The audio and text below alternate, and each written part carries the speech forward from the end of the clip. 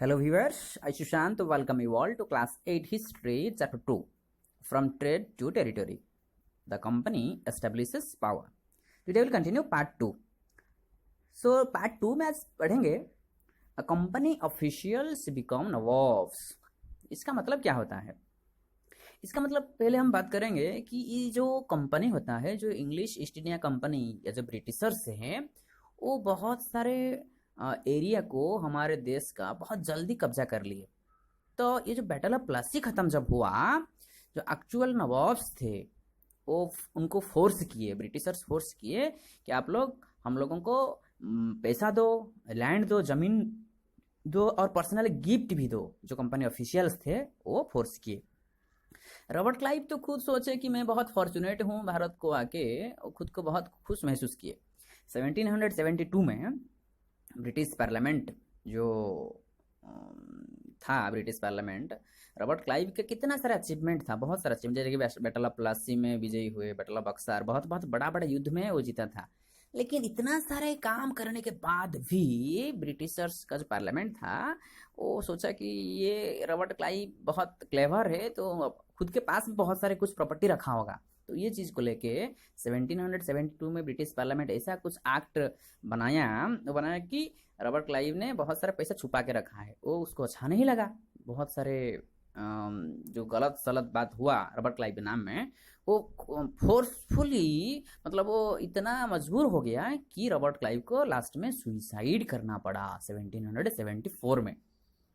जो भी हो, ये जो नवाब का मतलब हम देखेंगे, जो ब्रिटिशर्स लोग रिटर्न करते थे इंग्लैंड को वेल्थ के साथ, बहुत सारे सोफिस्टिकेटेड लाइफ के साथ, रिच होके, तो ये जो हाईली लाइफस्टाइल मेंटेन करना हमारे भारतीयों का पैसा से, वो शब्द उनको नवाब बोला जाता था।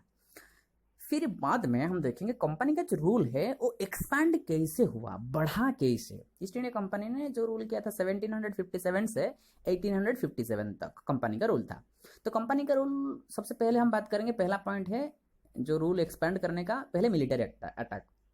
मिलिट्री अटैक तो हुआ, उसके साथ साथ वो बहुत क्लेवर थे, political, economical and diplomatic method भी वो यूज किए। एक मेथड के बारे में हम आज बात करेंगे। ये जो अपना टेरिटरी बढ़ाने के लिए ये है सब्सिडियरी अलियंस। सब्सिडियरी अलियंस क्या होता है?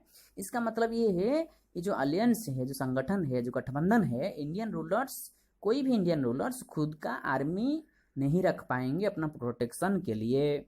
ये जो प्रोटेक्शन होगा, ये सिर्फ ब्रिटिश आर्मी प्रोटेक्ट करेंगे उनको। प्रोटेक्ट मतलब सिक्योरिटी देंगे, सेफ्टी देंगे, और इसके बदले भारतीय लोगों को, भारतीय राजा जो थे, भारतीय रूलर्स जो थे, उनको पैसा देना पड़ेगा कंपनी का आर्मी को, और उनका जो जितना सारे पैसा खर्चा होगा वो देंगे। अगर कोई ruler, if the Indian rulers fail to make the payment, अगर वो पैसा नहीं दे पाए, तो उनका जो टेरिटरी था, उनका जो एरिया था, जो रूल कर रहे थे, वो जगह ब्रिटिशर्स के अंदर आ जाता था पेनल्टी के हिसाब से।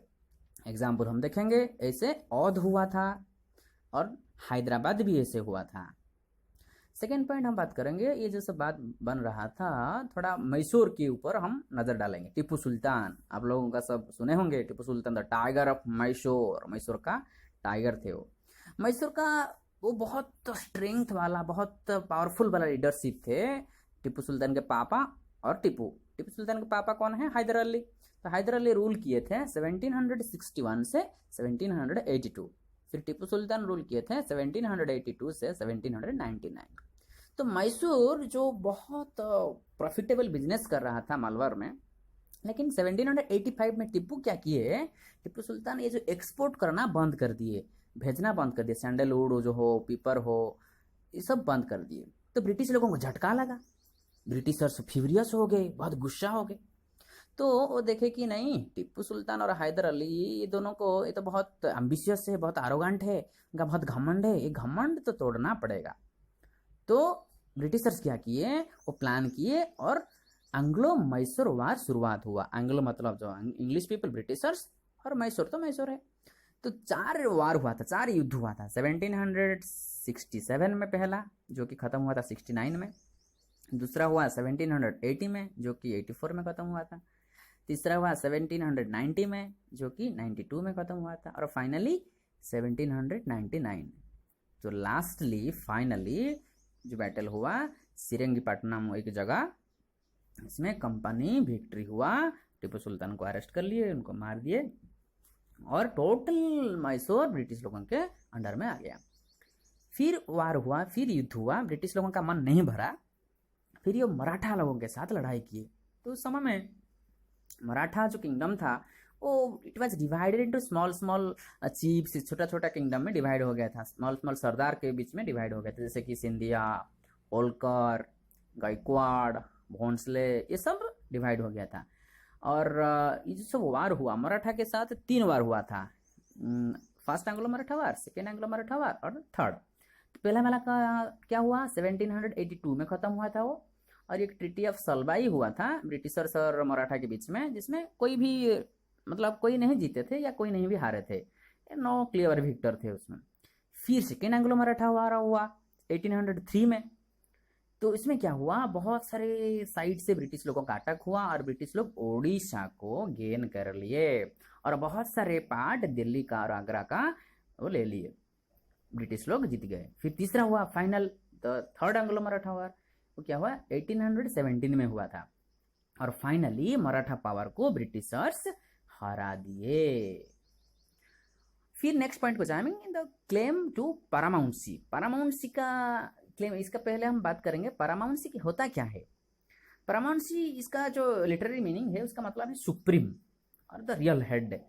तो under the leadership of lord Hastings, जो कि जनरल थे, गवर्नर जनरल थे 1813 से 1823, ये पॉलिसी को इम्प्लीमेंट किए थे पारामाउंसी। इसका मतलब ये होता है जब power is greater, British power is greater than Indian states, इसमें।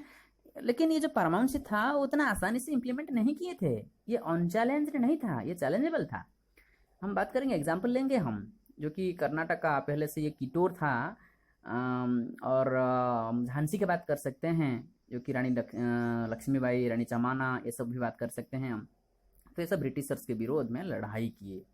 तो रानी चनामा जो थे वो बहुत जोरदार लड़ाई करके फिर 1824 में उनको अरेस्ट कर दिया गया, और 1829 में उनको प्रिजन में डेथ सेंटेंस दे दिया गया। बट जो रयाना थे, एक पुअर चौकीदार थे, ये अपना जो सपोर्ट पाके, अपना मेंबर्स आर्मी का सपोर्ट पाके बहुत सारे ब्रिटिशर्स एरिया को वो अटैक किए थे और सक्सेसफुल भी हुए थे। लेकिन आफ्टर जो डेथ, उनका जो डेथ हो गया, वो जो सिख किंगडम जो था, और जो बात करेंगे हम जो ब्रिटिश लोगों जो कब्जा किए थे, उनके डेथ के बाद वो चेंजेस हो गया। लेकिन जब पंजाब का हम बात करेंगे, जब रंजीत सिंह हम लोग सुने होंगे, तो रंजीत सिंह डेथ के बाद वो बहुत स्ट्रांग रूलर थे, ब्रिटिशर्स डरते थे अटैक करने के लिए। लेकिन उनके डेथ के बाद 1839 में जो डेथ हुआ, अल्टीमेटली 1849, मतलब ये युद्ध के बीच में 10 साल हो गया, तो 49 पंजाब फाइनली ब्रिटिश लोगों के कब्जा में आ गया 1849 में। फिर और एक technical rule, the doctrine of lapse. ये क्या होता है, डॉक्ट्रिन ऑफ लैप्स हम पहले बात करेंगे कौन इंप्लीमेंट किए थे। लॉर्ड डेलहाउसी के नाम में ब्रिटिश गवर्नर जनरल वो अटैक किए थे, वो रूल किए थे। जो लॉर्ड डेलहाउसी थे वो 1848 से 1856 तक रूल किए थे।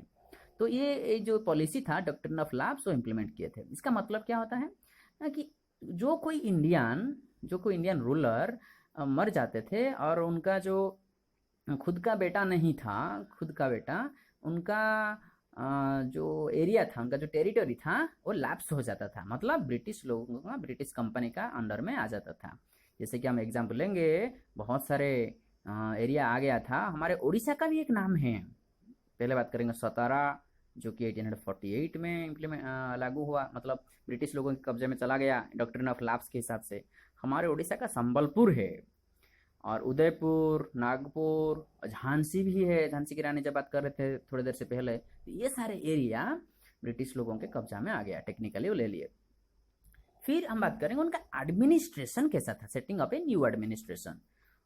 पहले से तो प्रेसिडेंसी डिवाइड कर दिए थे, 3 मेन प्रेसिडेंसी। एक था बंगाल, जो कि प्रेजेंट वेस्ट बंगाल है, फिर सेकंड था मद्रास, जो कि चेन्नई है, और तीसरा था बॉम्बे, जो कि अभी मुंबई या हम महाराष्ट्र कह सकते हैं।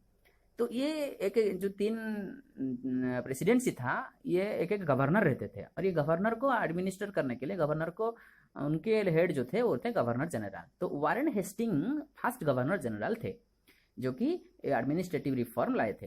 तो उस समय में जस्टिस सिस्टम था, जो जस्टिस था 2 टाइप्स ऑफ कोड था, एक था एक क्रिमिनल कोड जो कि फौजदारी है, और एक था एक सिविल कोड जो कि दीवानी अदालत है।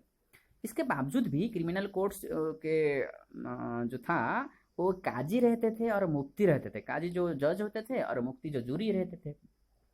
तो उसमें कलेक्टर जो होते थे, कलेक्टर उनका नाम से ही पता चल रहा है कि उनका पहला जो फॉरमोस्ट ड्यूटी था टू कलेक्ट रेवेन्यू, जो टैक्स कहते हैं हम लोग, और लॉ एंड ऑर्डर को मेंटेन करना डिस्ट्रिक्ट में, और उसके साथ साथ जजेस और पुलिस ऑफिसर्स जो होते हैं दारोगा, इनको मदद करना।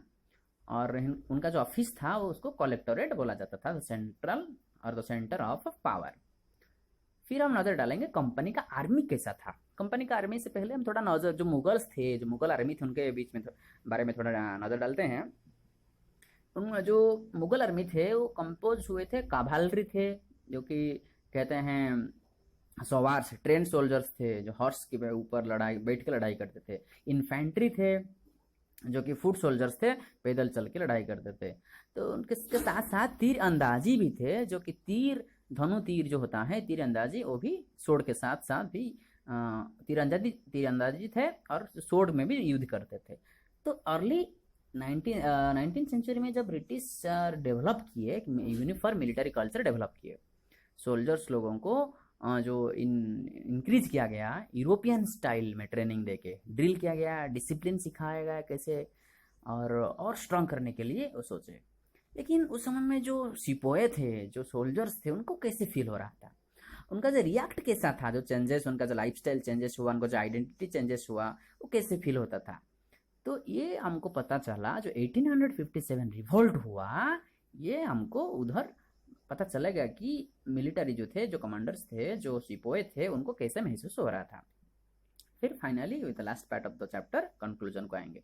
ईस्ट इंडिया कंपनी जो था वो ट्रांसफॉर्म हुआ, एक ट्रेडिंग कंपनी पहले था, लेकिन बाद में ये जो अपॉर्चुनिटी मिला उनको, वो एक कॉलोनियल पावर हो गई, टेरिटोरियल पावर बन गए। फिर ये न्यू स्टीम टेक्नोलॉजी जब आया अर्ली 19th सेंचुरी में, ब्रिटिशर्स को बहुत मदद किया हमारे देश के ऊपर कब्जा करने के लिए।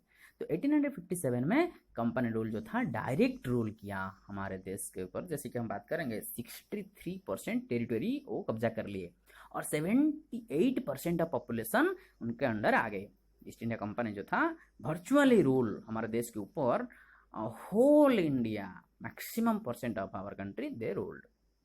So dear viewer, this is all about the chapter. Any question, any doubts, you can ask in the comment section, and for extra information, extra knowledge, you may go through the description.